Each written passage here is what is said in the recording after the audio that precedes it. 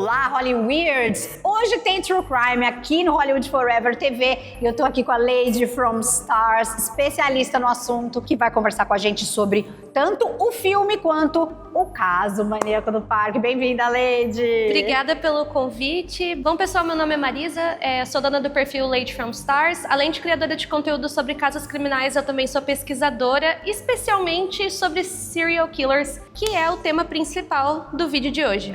Ou seja, gente, vocês estão vendo, né? Babado é fortíssimo. O True Crime tá crescendo cada vez mais, né? E as produções nacionais não estão ficando de fora dessa. Dessa vez, o Prime Video trouxe uma produção maravilhosa sobre o assassino serial killer conhecido como Maníaco do Parque, que aterrorizou o Brasil na década de 90. Lembrando que o filme já está disponível no Prime Video e que novos assinantes têm 30 dias grátis. 23 dias de procura e o homem que pode ser o inimigo número 1 da polícia está na cadeia em São Paulo. O Maníaco do Parque!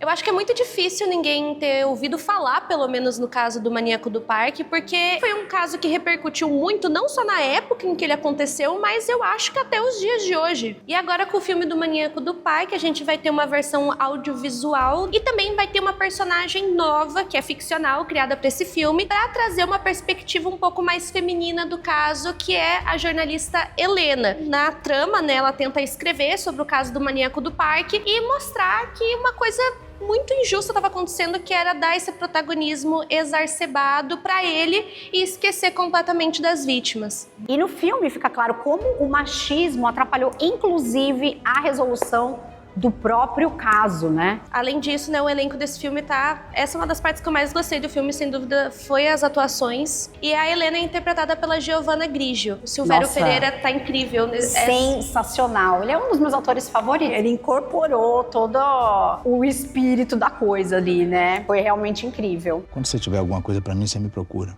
Uma mão lava a outra, meu amor.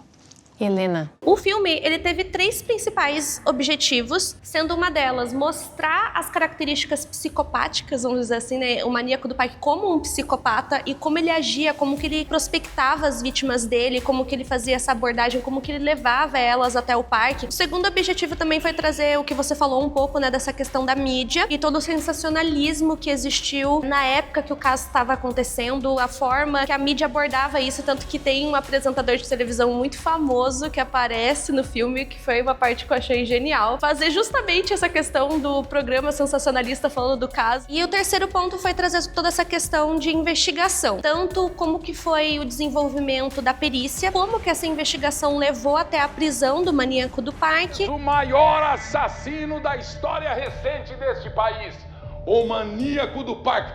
Este cidadão aqui, ó.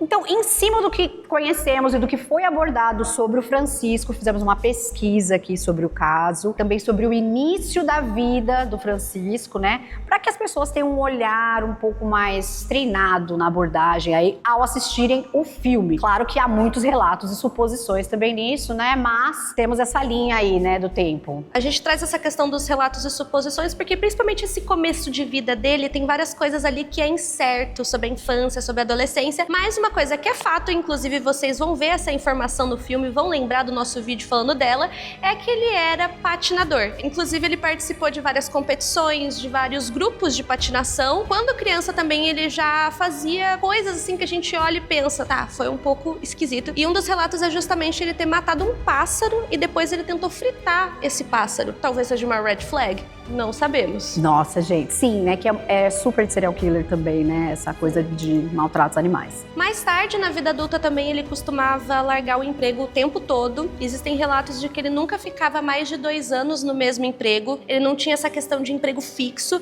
e ele só conseguiu algo assim que ele permaneceu mais tempo quando ele chegou aos 30 anos de idade e ele começou a trabalhar como motoboy próximo a uma estação de metrô aqui em São Paulo. Bom, então vocês devem estar se perguntando, né, por que a gente destacou aqui essas principais informações aqui. Muitas delas são comuns a traços de psicopatia, né? Que talvez separadas possam não fazer tanto sentido, mas que juntos e ali na frente com tudo que aconteceu realmente fez o sentido, né? E se conectou ali. Então são vários sinais que a gente vê desde a infância que muitas vezes podem não significar nada, até porque a psicopatia só pode ser diagnosticada depois dos 18 anos, porque é um transtorno de personalidade. De acordo com a maior parte das pesquisas sobre o tema, a gente só termina de formar a nossa personalidade depois dos 18 anos. Então a gente vê aqueles sinais na infância que muitas vezes não poderiam significar nada, mas olhando o todo, conforme a vida dele foi prosseguindo, os crimes que ele cometeu, acaba fazendo sentido demais. Também é importante a gente ressaltar que nem toda pessoa que recebe o diagnóstico de psicopata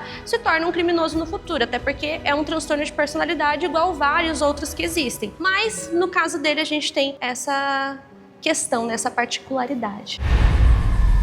Bom, então agora que a gente já falou sobre a vida pregressa, vamos entrar um pouco mais a fundo aí nas investigações, na repercussão de tudo e fatos de conhecimento popular, né? Não vai ter spoiler, tá? Então, utilizando a sua moto, já que ele trabalhava como motoboy, ele ia até estações de metrô, que são lugares onde normalmente tem muita gente, e lá ele procurava suas vítimas. Ele tentava, inclusive, procurar por mulheres assim que pareciam estar meio frágeis, né? Justamente para ser um pouquinho mais fácil realizar essa manipulação, e se apresentava como um caça-talentos. Então ele falava que era fotógrafo, que ele tinha trabalhos em uma agência, que ia ser pago, que essa moça era muito bonita. Enfim, ele fazia toda uma manipulação de tal forma que essa mulher topava ir com ele até um parque, que era justamente lá onde os crimes aconteciam. Sempre era no mesmo parque, que é uma região de Mata Atlântica aqui da Grande São Paulo. Todas as vítimas eram encontradas lá. Então, por volta de julho de 1998 foi quando começou a se falar mesmo sobre esse caso, devido a várias vítimas que foram até as delegacias realizar denúncias de tentativa ou realmente, né, de violência sexual ali na região do parque, e também, infelizmente, vários corpos começaram a ser encontrados nessa mesma região. Posso falar com você um instantinho? Foi mal, hoje não vai dar, amigo. Não posso falar, é sobre trabalho.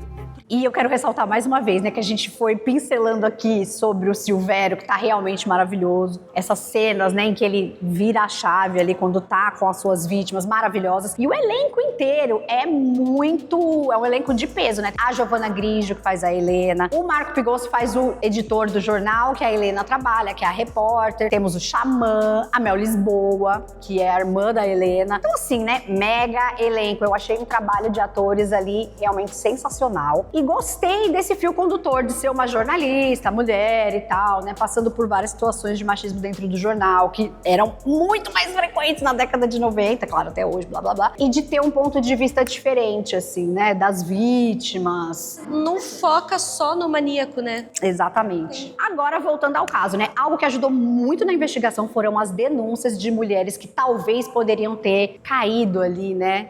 Na manipulação do maníaco do parque e não caíram, assim como também algumas características típicas no comportamento dos serial killers, né? Então eu vou mencionar agora algumas características típicas do comportamento dos serial killers, para quando vocês forem assistir o filme, vocês consigam, né, ter essa identificação, consigam perceber ali esses sinais. A primeira questão é em relação ao número de assassinatos. É muito comum que os serial killers eles tenham essa questão do intervalo de tempo, então os crimes não acontecem todos no mesmo dia, muito pelo contrário, tem esse intervalo entre um crime e outro, então acontecem em dias diferentes. Uma segunda característica que é muito importante, que a gente consegue perceber no filme, é que as vítimas costumam ter o mesmo perfil. Não é uma regra, não são todos os serial killers que têm esse tipo de comportamento, mas a maioria aborda vítimas sempre muito parecidas uma com as outras. Tanto que a gente percebe que a maioria das vítimas dele foram o quê? Mulheres, né? Sim. Então a gente já tem essa grande característica entre elas. A terceira questão é em relação ao modus operandi, ou seja, os serial killers costumam ter todo esse ato, desde abordar a vítima,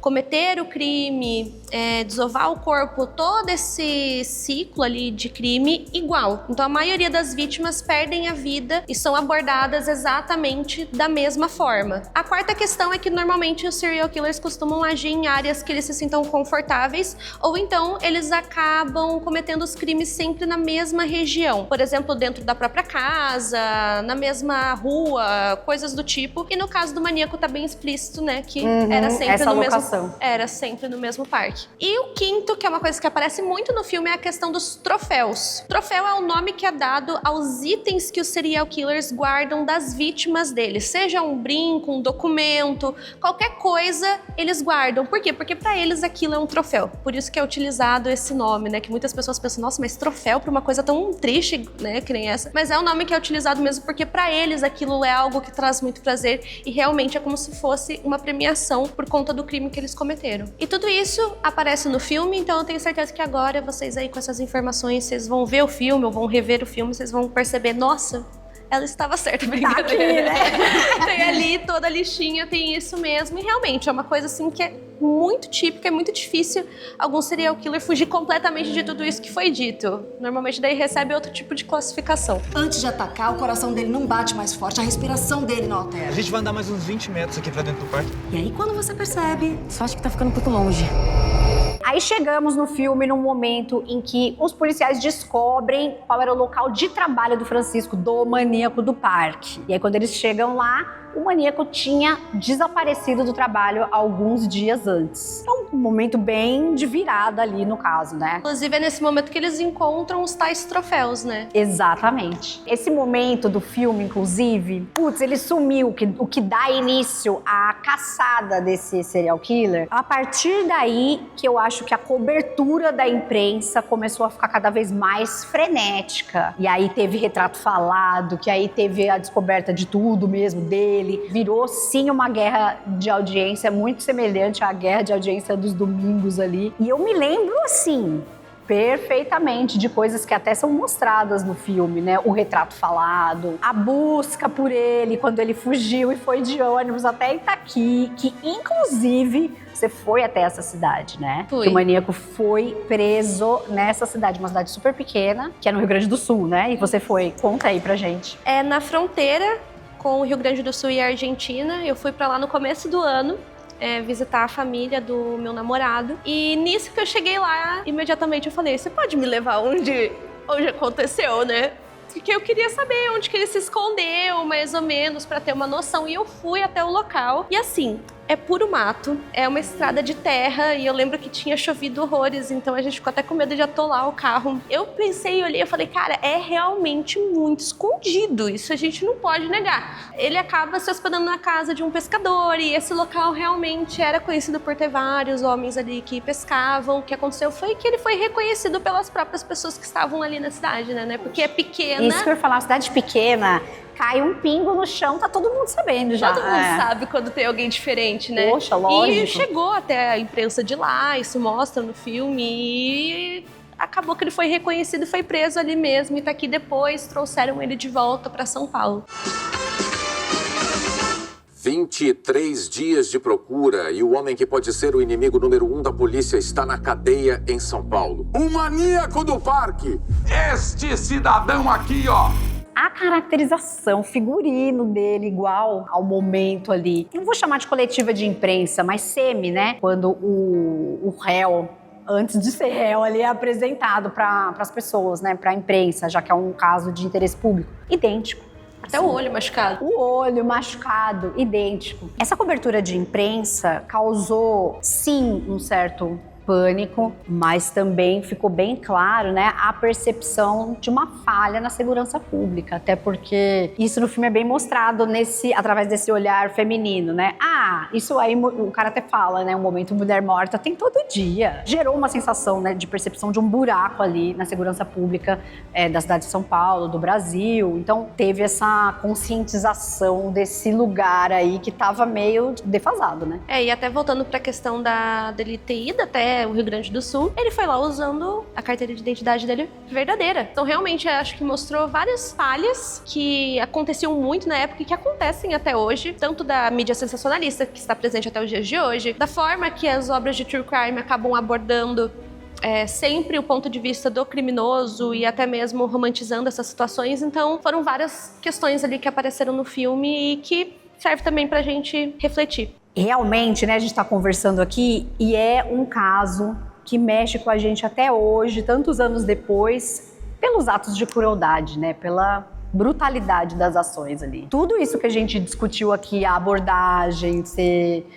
de moto, o parque, a patinação, ficou muito presente ali na iconografia de muitos meses de uma cobertura de imprensa que era onipresente, né? Jornal impresso, televisão, absolutamente tudo, né? E que a gente trouxe aqui tudo pra vocês relacionado ao filme que já tá disponível no Prime Video. São 6 mulheres mortas por dia. Você quer que eu faça DNA em todas elas?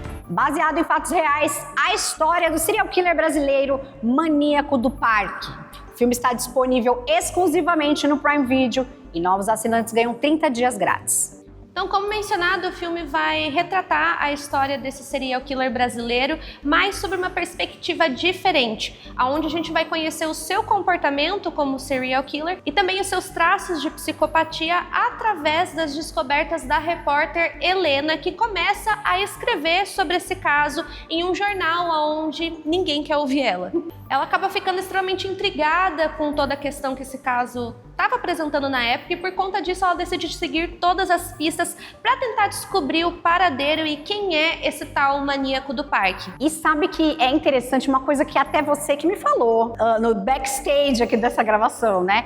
Que casa muito bem essa história do protagonismo feminino com o fato de que as maiores consumidoras de true crime são mulheres, né? Por que você acha que isso acontece? Então, gente, eu tenho algumas hipóteses, né? Que ser uma mulher e lidar com essa ansiedade, principalmente de andar nas ruas, dos perigos e tal, tem uma ansiedade contida aí que é familiar nesse conteúdo, mas é um jeito de você sentir essa ansiedade, que é um lugar que é desconfortável, mas funciona como conforto também, sem ter nenhum perigo. Não sei se eu me fiz clara aqui, né? Eu acho que é tanta ansiedade que o desconfortável vira comum. Você procura esse tipo de material para assistir de uma forma, ter uma ansiedade de forma segura, sabe? Sim, sem ser atingida por aquilo. Eu acho que também é uma forma inconsciente das mulheres aprenderem um pouco a se autodefender. Reconhecer uma situação de perigo, eu acho também. E para quem chegou até aqui, ao final deste vídeo, onde falamos desse caso aí e do filme sobre o Maníaco do Parque,